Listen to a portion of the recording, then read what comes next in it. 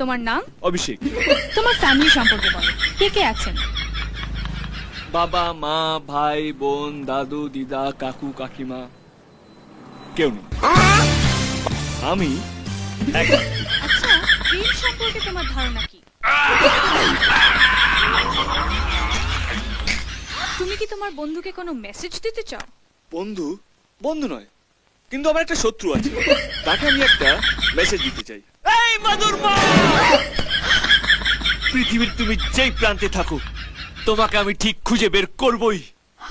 তোমার জন্য আজকে আমার 4,000 টাকা গচ্ছা গেছে।